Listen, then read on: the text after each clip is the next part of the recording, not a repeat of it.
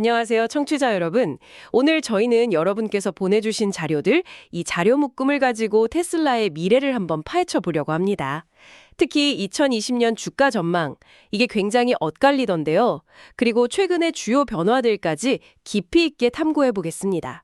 네, 정말 흥미로운 자료들을 많이 보내주셨어요.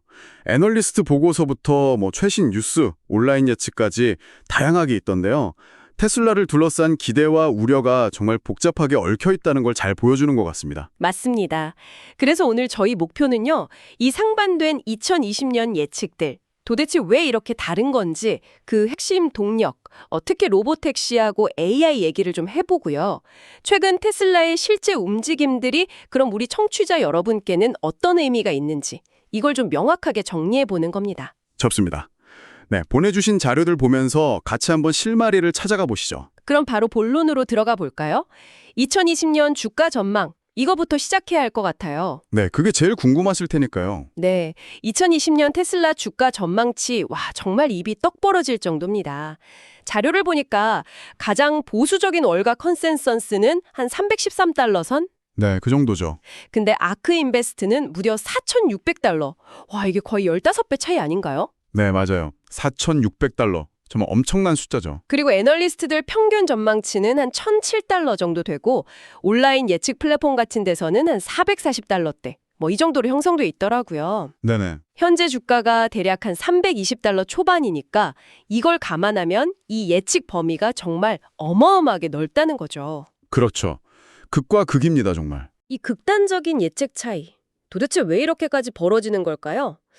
자료를 좀 더 들여다보죠. 자료들을 종합해보면요. 그 이유는 사실 꽤 명확합니다. 바로 로보택시 사업. 이 로보택시 사업의 성공 가능성에 대한 시장의 믿음 차이가 가장 크다고 봐야 합니다. 아, 로보택시군요. 네. 아크인베스트의 그 4,600달러라는 초긍정적인 전망 있잖아요. 이건 로보택시가 성공적으로 상용화된다.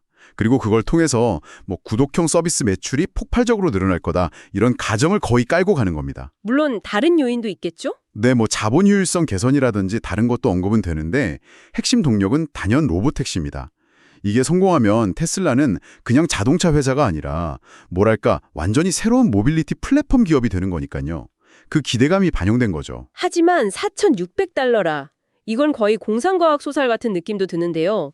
현실적으로 2026년까지 로보택시가 그 정도 파급력을 가질 수 있을까요?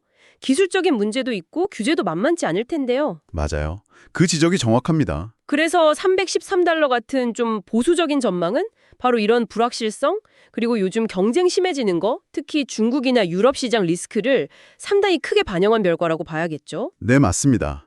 로보택시 상용화에는 분명히 많은 난관이 있습니다. 기술적 허들, 규제 문제, 사회적 수용성 등등.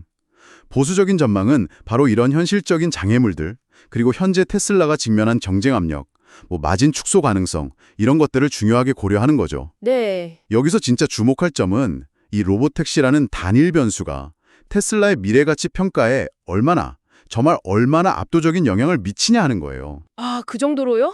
네. 한국의 전기차 몇 대 더 파느냐 이 문제가 아닌 거죠. 완전히 새로운 시장을 만들어내고 그걸 지배할 수 있느냐 없느냐, 이게 이 극단적인 가치평가 차이의 근본 원인이라고 봐야 합니다. 그렇군요. 그럼 현재 주가 자료에서 한 323달러 정도로 나왔는데 이걸 기준으로 투자했을 때 시나리오를 보면 이 전망의 폭이 더 실감나겠네요. 네, 그렇죠. 보내주신 자료에 기반해서 손익 시나리오를 한번 보면 그 간극이 아주 뚜렷하게 보입니다. 만약에 주가가 그냥 보수적인 전망치 313달러, 여기에 머무른다면 약간 손실이죠? 마이너스 3.1%. 네, 조금 손해네요. 그렇죠. 하지만 만약 애널리스트 평균 전망치인 1,007달러에 도달한다. 그럼 투자금 대비 2배가 넘는 수익입니다. 플러스 211.8%. 오, 2배 이상이요? 네. 그리고 만약에 정말 만약이지만 아크인베스트 전망치인 4,600달러에 근접한다. 그러면 이론적으로는 13배가 넘는 플러스 1,324.1%라는 엄청난 수익률도 가능하다는 계산이 나옵니다. 와, 13배. 듣기만 해도 솔깃한데 저 같은 평범한 투자자 입장에서는 덜컥 겁부터 나는 숫자기도 하네요. 그럼요. 당연히 그렇죠. 물론 극단적인 낙관론이라는 건 감안해야겠죠? 당연합니다. $4,600 시나리오는 현재로서는 정말 여러 가지 아주 낙관적인 가정들이 다 맞아 떨어져야 가능한 수치입니다. 기술적인 돌파, 규제 완화, 시장의 빠른 수용 이런 것들이 다 동시에 일어나야 하죠. 네. 중요한 건 이 극단적인 수치 차이가 테슬라라는 기업 안에 내재된 잠재적인 기회, 그리고 위험, 이 스펙트럼이 얼마나 넓은지를 상징적으로 보여준다는 점이에요. 알겠습니다. 로보택시가 핵심 변수라는 건 이제 분명해졌네요. 그런데 보내주신 자료들을 보면 테슬라의 성장 스토리가 꼭 로보택시에만 의존하는 건 아니잖아요. 다른 중요한 성장 동력들도 꾸준히 언급되고 있거든요. 네, 맞아요. 다른 부분들도 중요하죠. 예를 들면 AI 기술 역량 강화, 특히 그 도조, 슈퍼컴퓨터 같은 자체 개발 인프라 얘기도 있고요. 그리고 에너지 사업, 그러니까 태양광 패널이나 ESS 같은 에너지 저장 장치 사업 확장, 또 글로벌 탄소 중립 정책 강화로 인한 수혜, 이런 것들도 중요한 포인트로 꼽히고 있습니다. 그렇습니다. AI 역량, 이게 단순히 완전 자율주행, FSD 기술 완성을 넘어선 의미가 있어요. 자료에서 언급된 도조 슈퍼컴퓨터는 테슬라가 가진 방대한 주행 데이터를 처리하고 AI 모델을 훈련시키는 뭐랄까 테슬라만의 강력한 무기인 거죠. 네, 그렇죠. 이게 자율주행 기술 고도화는 물론이고 나중에는 로봇공학이나 다른 AI 기반 서비스로 확장할 수 있는 발판이 되는 거고요. 그리고 에너지 사업, 이거 절대 간과하면 안 됩니다. 아, 에너지 사업이요? 네, 자료들을 보면 종종 좀 간과되긴 하는데 이 에너지 사업이 이미 유럽이나 남미 같은 일부 주요 시장에서는 꽤 안정적인 수익원으로 자리를 잡고 있다는 분석이 흥미로워요. 벌써요? 네, 이건 변동성이 큰 자동차 부문의 위험을 생각보다 빨리 완화시켜줄 수도 있다는 잠재력을 의미하기도 하고요. 테슬라가 단순한 자동차 회사를 넘어서 종합 에너지 및 AI 기술 기업으로 진화하려는 전략적 방향성을 아주 명확하게 보여주는 부분입니다. 그렇군요. 하지만 밝은 면이 있으면 어두운 면도 있겠죠. 위험 요인들도 분명히 존재할 텐데요. 당연히 있죠. 자료들에서는 특히 중국하고 유럽 전기차 시장 경쟁 심화 문제를 계속 견고하고 있어요. 가격 경쟁력을 앞세운 현지 업체들 공세가 아주 거세지고 있다고요.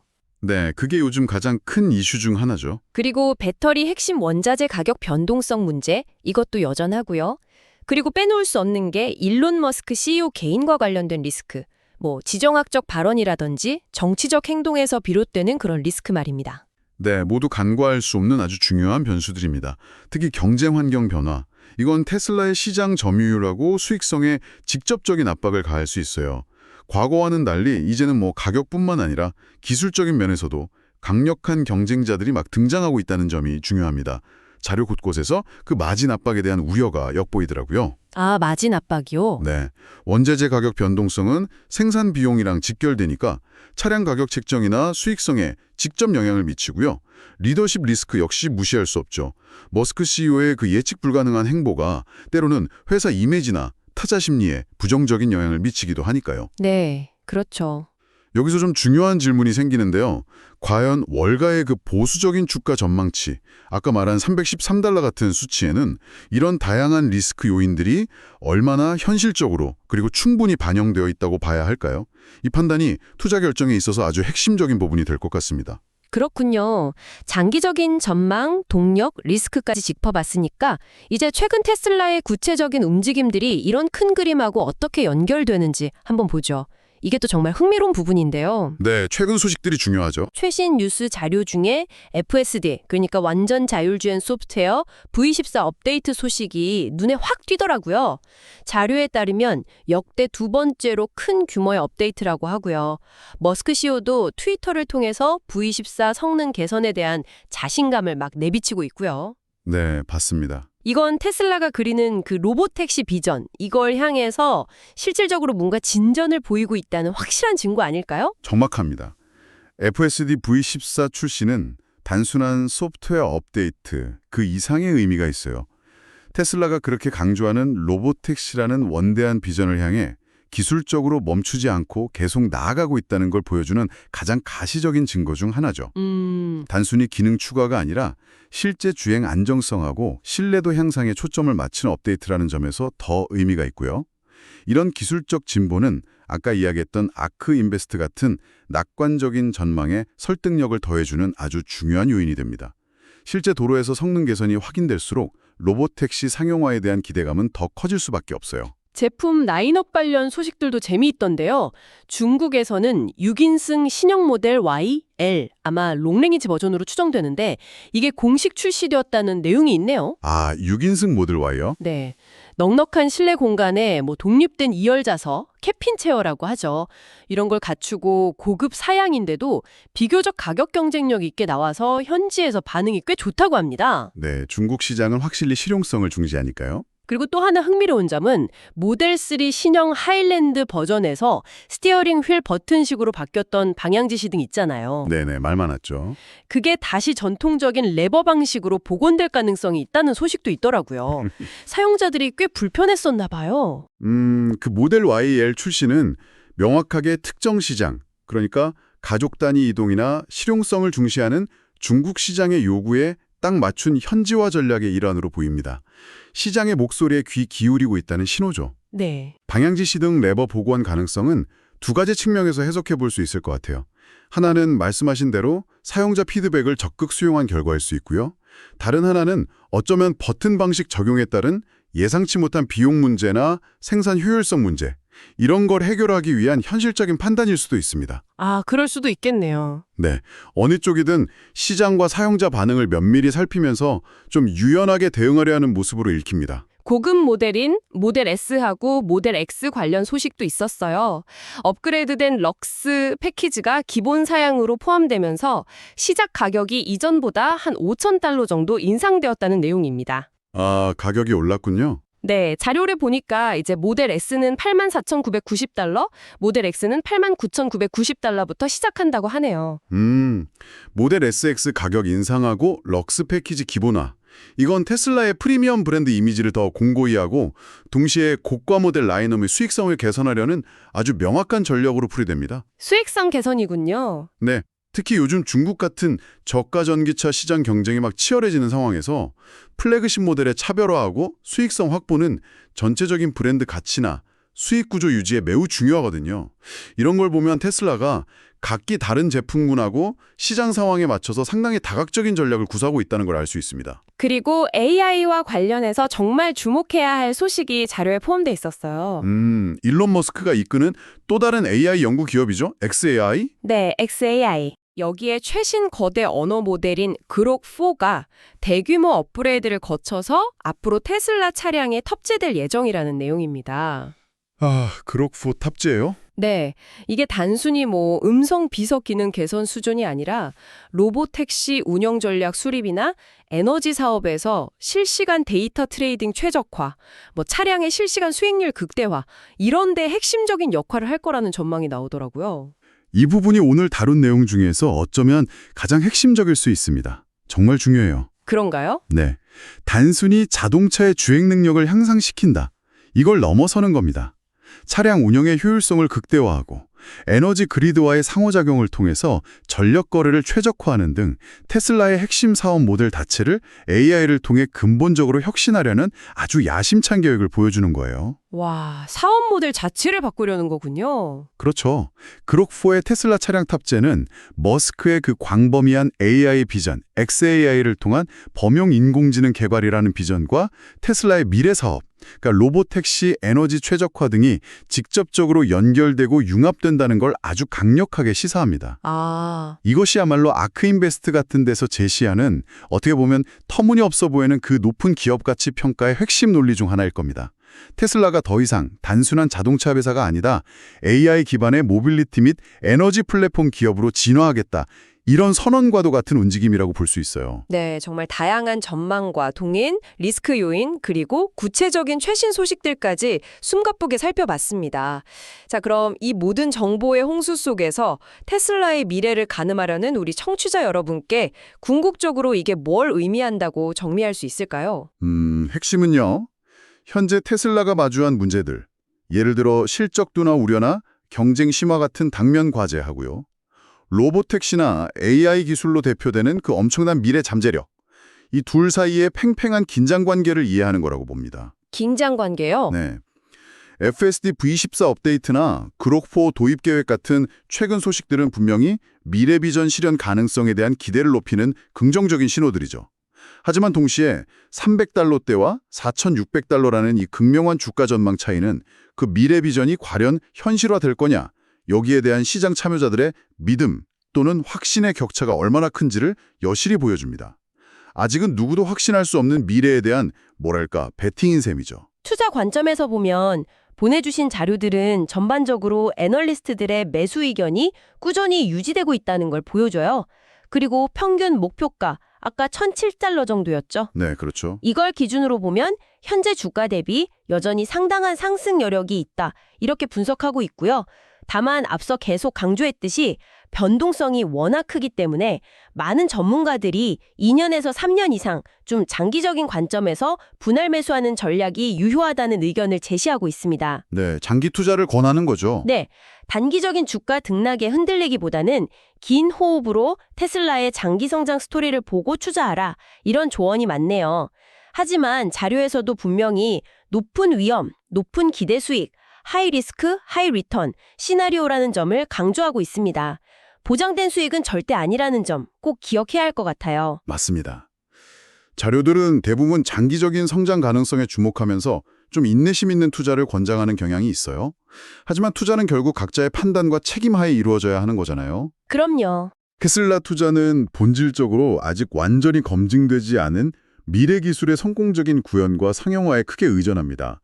로보택시와 AI가 가져올 파괴적 혁신이라는 아주 낙관적인 가능성, 이것과 함께 기술 구현의 어려움, 예상치 못한 규제 장벽, 앞으로 더 치열해질 경쟁 환경, 거시경제 변수 등등 실제하는 위험 요인들을 냉정하고 균형 있게 고려하는 것이 무엇보다 중요합니다. 네, 균형 감각이 필요하겠네요. 그렇죠.